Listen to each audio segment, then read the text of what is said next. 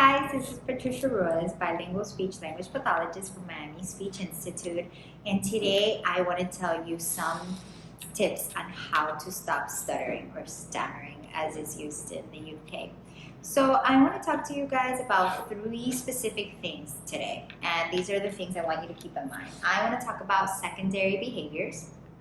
I want to talk about environmental stressors and avoidance behavior. So this little short clip is about behaviors, right? Somebody left me a comment the other day to talk about secondary behaviors. What are those? Those are also called physical concomitants. And those are the little things that you do with your body when you stutter. So some people, when they stutter, they might blink their eyes like a lot or very hard as such. They might want to like make like a push kind of facial gesture, like when they're trying to get the words out. Some people might like stomp their feet. Some people may like clap their hands. These are behaviors that have come out that your body does when you start to stutter. And I think a lot of people do this physical movement to kind of push the stutter out of you. Like if you're stuck and you're like trying to go, and your body just makes these certain, some people may call it some tics or some kind of like repetitive movements. But being stuck when you stutter is kind of like having a car that you're trying to drive, right? And that is just stuck and it's like trying to go and it's like and it's not going. That's kind of what blocks feel like, which is a lot of the stuttering kind of, stuttering has 3 different kinds of stuttering. There's repetitions, which I've talked about. There's blocks, which is the most severe one, which is when there's no airflow and the person's like, ah. And that's when a lot of physical concomitants may come out, or tics or kind of things like that. So the way to work on it, right? The way to work on your physical concomitants are the same way that you would work on if you're trying to reduce your stutter, right? If you're trying to kind of get your body to be more calm and for you to kind of be less stressed out, right, about speaking, because everybody gets stressed out, which I want to talk to you guys about something on a side note, right? A lot of people think that people who stutter are nervous, right? However, this is a myth because, for example, I am a fluent speaker, and if I get nervous, I tend to stutter, right? But I stutter at the moment because I'm nervous. I'm nervous about public speaking. I'm nervous about the video. So I may stutter in instances when I'm nervous. However, for people who stutter, that's not generally the case. They may stutter even though they're not nervous, and they may stutter even though they feel calm. So nervousness for people who stutter does not cause more stutter. However, nervousness in people who do not stutter may cause them to stutter, right? So there is that side of being nervous that can also, kind of reel your emotions a little bit more, but it's not necessarily going to make you stutter. That is a myth that needs to be debunked, that all people who stutter are nervous or have anxiety. That's not true.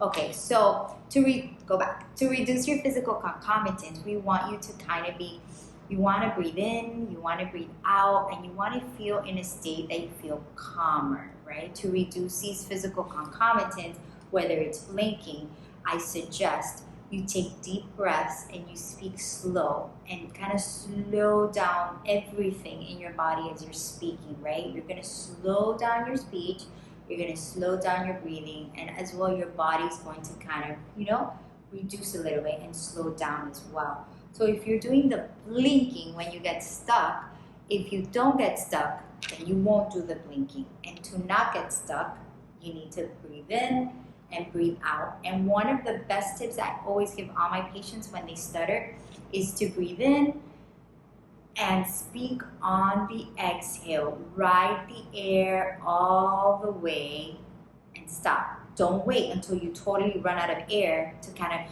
breathe in again, because you're going to get stuck there at the end. So you want to breathe in and talk on the exhale very slowly until you pause. You breathe in again and you continue talking, right? This may look a little unnatural for most, but you will speak fluently and you won't get stuck. Therefore, you won't have any more physical concomitant or secondary behaviors. I want you to try this, okay? This is a way to kind of stop you from creating blocks, right? Because when blocks are formed, is the air is stuck. If you're constantly talking on the exhale, air is constantly coming out, therefore blocks won't occur because your air will not be stuck. And your physical concomitants will reduce because we all know that taking in deep breaths calms you down, right? And kind of calms and slows down your whole body, which is what we want to do. So try that if you have any physical concomitants or secondary behaviors that come from blocks, right? Even if you have them from prolongations, it'll work the same way.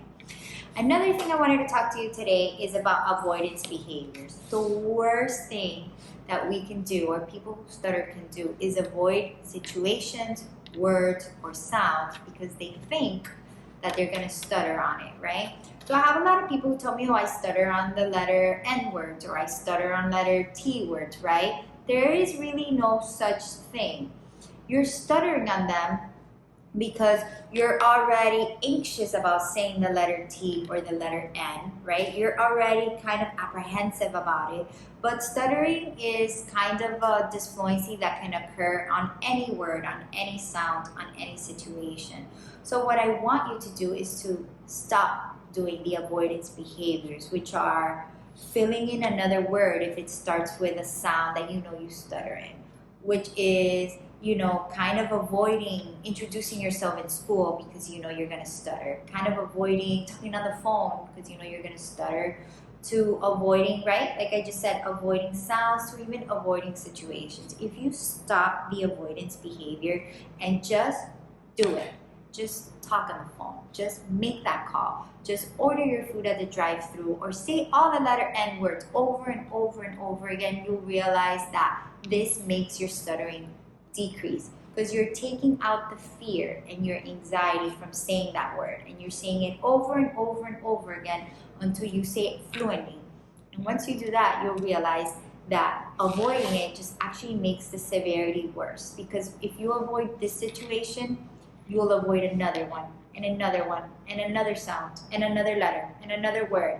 Eventually, you're going to have created so many avoidance behavior that it'll hinder you in living your life freely to the fullest extent.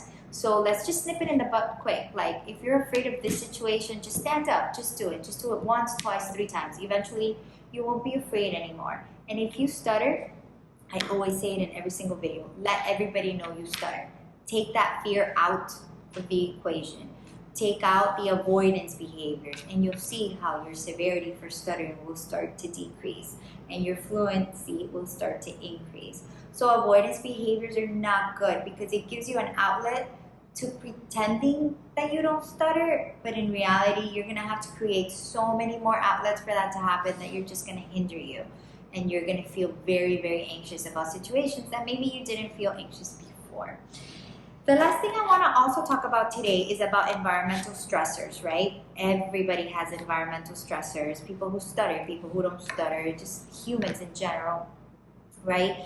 Environmental stressors affect the way we speak, the way we act, the way we feel. So as a person who stutters, there's a little few things that may make you stutter more, may make you stutter less, right? A lot of people say that being fatigued, being tired, being stressed, being worried, being overworked, all these things affect how much you stutter, right? It affects us in general, right? If I'm overworked or if I'm fatigued, if I don't sleep, of course, it hinders my ability to think, my cognition, my ability to speak, my ability to act, my attitude, the way I treat, any situation that comes my way, right? So we want to decrease these environmental factors when you do stutter, right? If you know that if you're tired and you have a job interview tomorrow, and you know that if you're tired, you're going to stutter more because when you're tired, you stutter more, try to reduce that gap, right? Try to sleep more before. If you know you stutter when you're fatigued or when you're hungry or when you're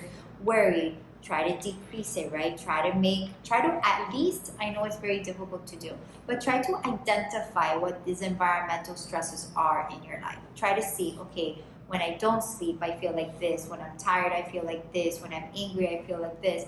So then we can have a roadmap to kind of decreasing these environmental stressors to actually be able to tone down your stuttering in a way where we can control it, right? We can't control a lot of things in life, but we can't control how we react to things that happen to us. And we can't control how we treat situations. So let's start by identifying these environmental stressors. This is my one homework that I want you guys to do today. Identify what these stressors are, leave them on my comments below. I will definitely respond and give you some tips on how to make it better.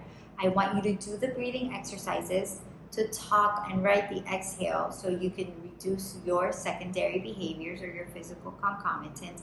And I also want you to stop avoidance behaviors. And if you can't stop because it's too hard, minimize it, right? Minimize it, and let's start somewhere. Let's start by cutting those avoidance behaviors down. So that's my tip for today. Thank you for watching. Thank you for subscribing. You could also find me on Instagram at Miami Speech Institute.